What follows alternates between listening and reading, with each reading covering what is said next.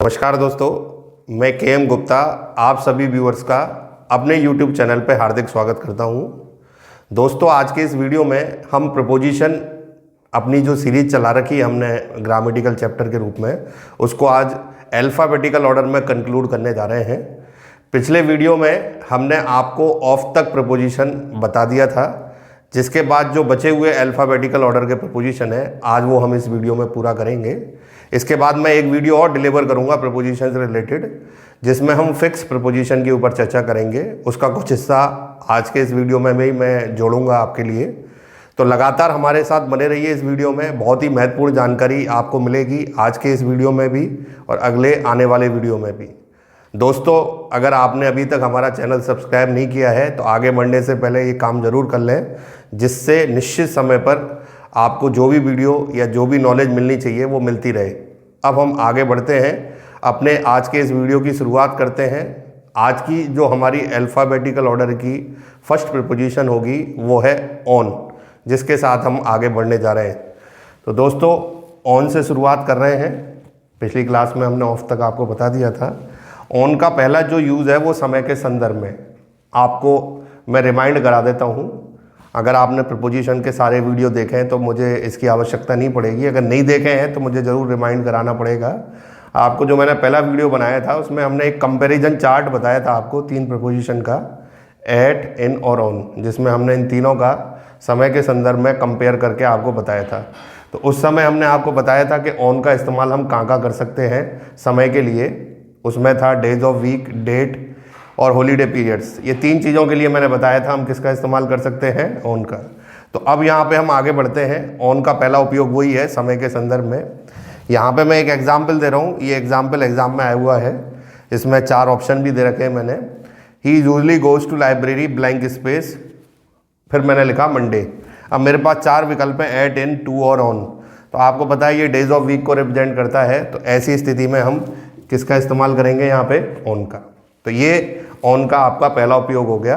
अब हम आगे बढ़ते हैं ऑन के अगले उपयोग की ओर।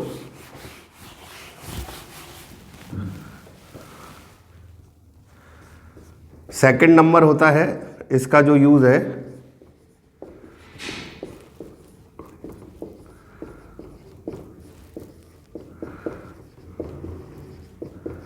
किसी भी कार्य को करने का आधार, किस आधार पे वो काम किया जा रहा है ये बताने के लिए हम किसका इस्तेमाल करते हैं, ऑन का। जैसे मैं आपको एग्जांपल देता हूँ। आप डॉक्टर के पास गए कोई बीमारी की वजह से, और डॉक्टर ने कुछ आपको प्रिस्क्राइब किया कि भाई हल्का भोजन करना है, इस तरीके से दवा लेनी है, और आप उस पर फॉलो कर रहे हैं। तो आप डॉक्टर की सलाह के ऊपर अनुसरण कर रहे हैं, तो वो हम किससे बता सकते हैं, ऑन से।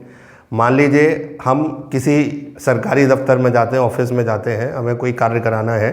अब निचले स्तर पर क्लर्क के द्वारा आपको मना कर दिया जाता है, काम नहीं होगा। तो आप बड़े अधिकारी से मिले, उनसे रिक्वेस्ट करी बहुत ज़्यादा, तो उन्होंने कहा ठीक है आपकी रिक्वेस्ट पे हम ये काम कर देते हैं।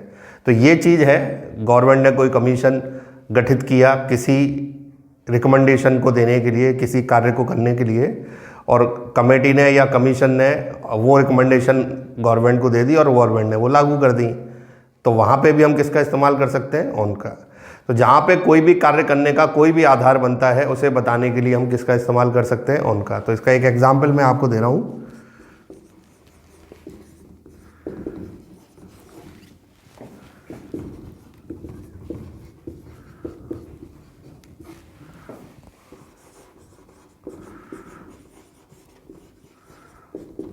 ये इसका ऑन का एग्जाम्पल हो गया। थर्ड नंबर इसका एक बहुत ही महत्वपूर्ण यूज़ है, और वो है विषय वस्तु। इसका क्या मतलब है, कंटेंट। किसी भी चीज़ का कंटेंट बताने के लिए हम ऑन का इस्तेमाल। कंटेंट क्या होता है, जैसे आपके पास कोई बुक है, उसका पहला पन्ना खोलिए तो वो बताएगा उसमें क्या क्या है। कोई नोवेल पढ़ने बैठते हैं तो नोवेल का राइटर इंट्रोडक्शन में बताता है कि मैंने ये नोवेल किस चीज़ पर लिखी है। हम कोई मूवी देखने जाते हैं तो आजकल तो ऐसी कई मूवी बन रही हैं जो किसी घटना पे है, किसी नोवेल पे है, किसी व्यक्ति के जीवन पे है।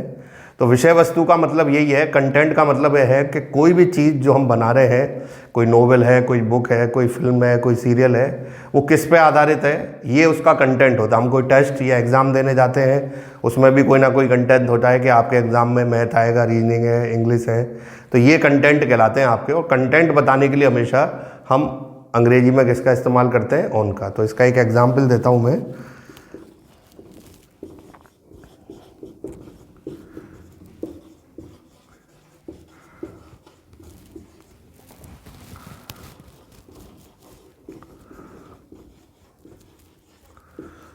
तो ये इसका एक बेहतरीन एग्जाम्पल हो सकता है। This movie is based on a very famous novel. तो ऑन यहाँ पे अब आपका कंप्लीट हो गया अल्फ़ाबेटिकल ऑर्डर में।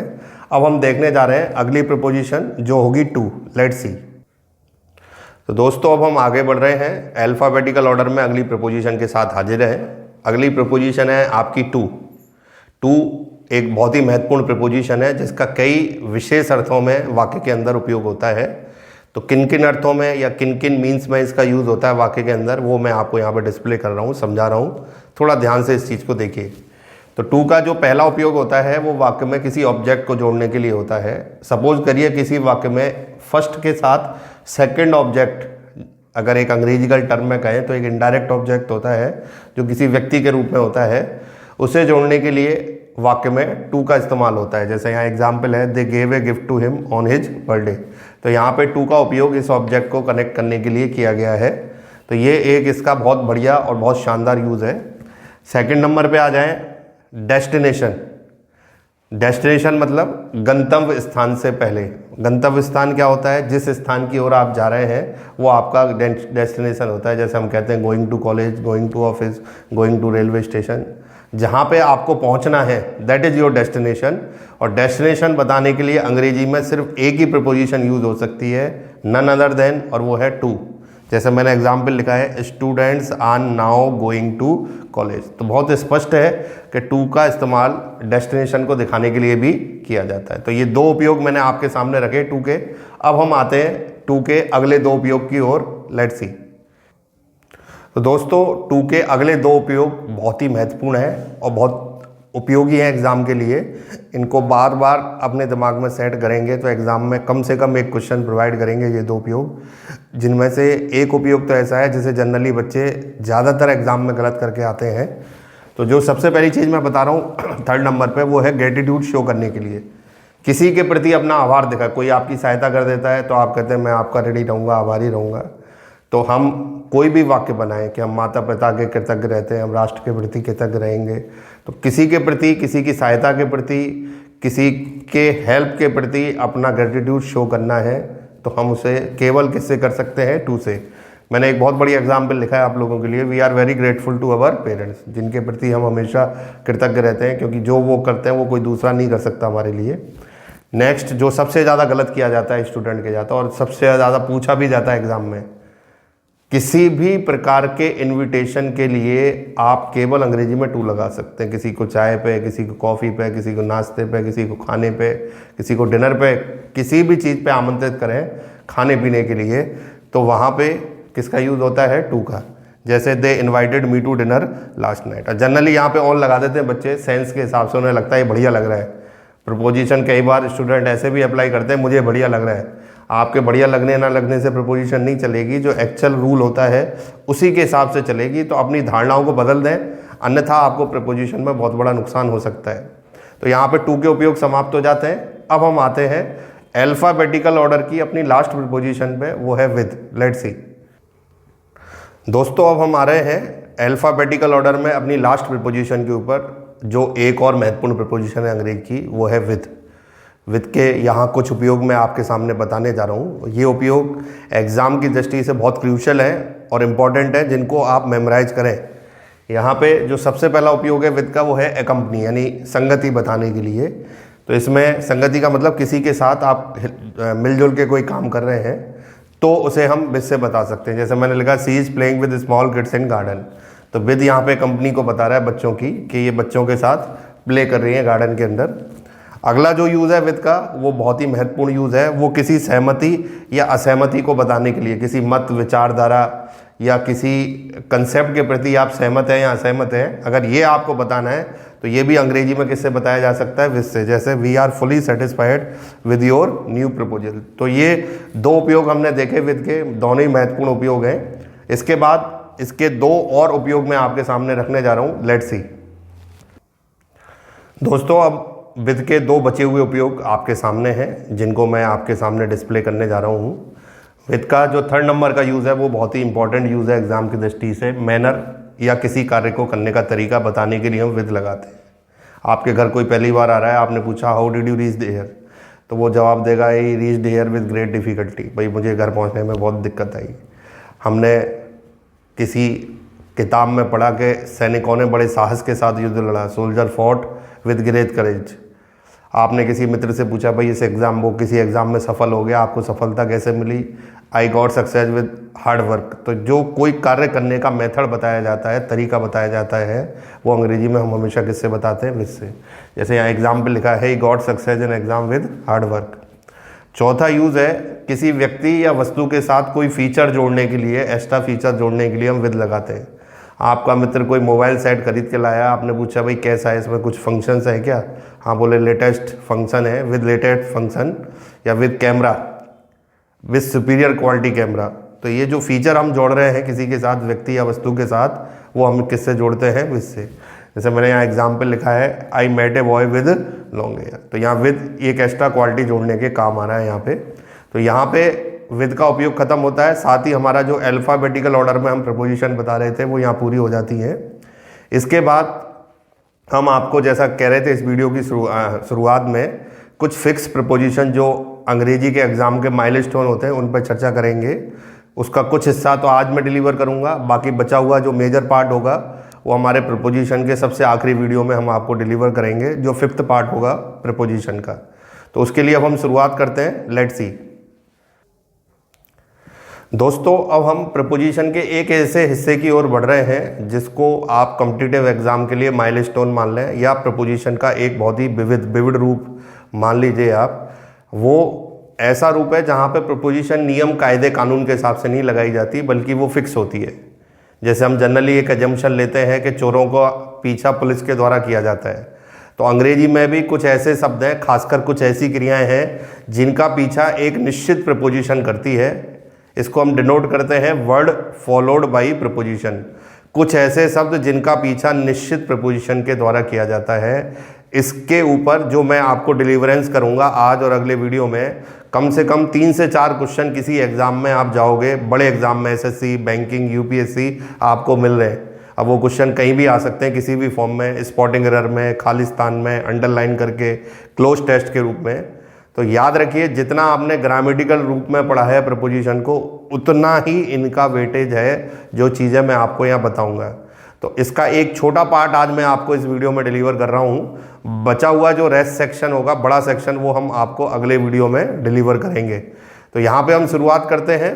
मैंने एक तरफ बनाया हुआ है शब्द, जनरली क्रिया ही है ज़्यादातर, और दूसरी तरफ बताया हुआ है कि उसका पीछा कौन सी प्रपोजिशन करती है। तो आपको ध्यान रखना है कि अगर ये शब्द किसी भी फॉर्म में वाक्य के अंदर आएगा तो ये निश्चित है इसके बाद ये मौजूद होना चाहिए। अगर नहीं है तो वहाँ पे ग्रामेटिकल एरर हो रही है और आपको उसे रेक्टिफाई करना है।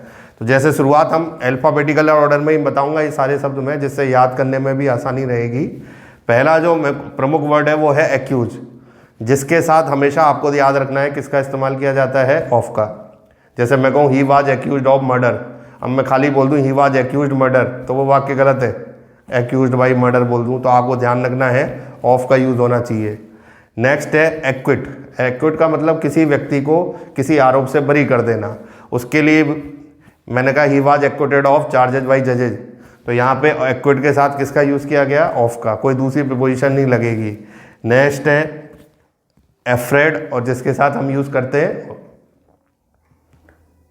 I always afraid of failure in my life, कि मैं हमेशा असफलता से अपने जीवन में डरता हूँ। तो एफ्रेड के साथ हमने किसका यूज़ किया, ऑफ का। अगला प्रपोजिशन आ रहा है एग्री। एग्री के साथ हम दोनों प्रपोजिशन लगा सकते हैं फिक्स, ज़रूरत के हिसाब से टू भी लगा सकते हैं और ऑन भी लगा सकते हैं, दोनों को इस्तेमाल किया जा सकता है। ये फिक्स प्रपोजिशन का इसका पैटर्न है। नेक्स्ट है एम। एम के साथ ऐड का यूज़ किया जाएगा। किसी प्रकार का कोई लक्ष्य बता रहे हैं क्रिया के रूप में, उसके साथ हम क्या लगा सकते हैं। आखिरी जो इसमें सीरीज में आ रहा है अगला वर्ड वो है एंग्री।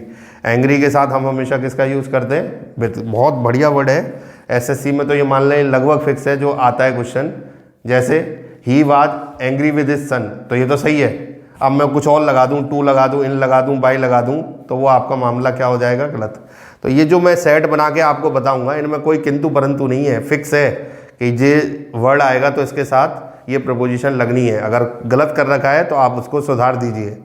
तो आज की इस क्लास को हम यहीं रोकेंगे, इस वीडियो को यहीं कंक्लूड करेंगे। इसका बचा हुआ पार्ट हम अगले वीडियो में आपको डिलीवर करेंगे।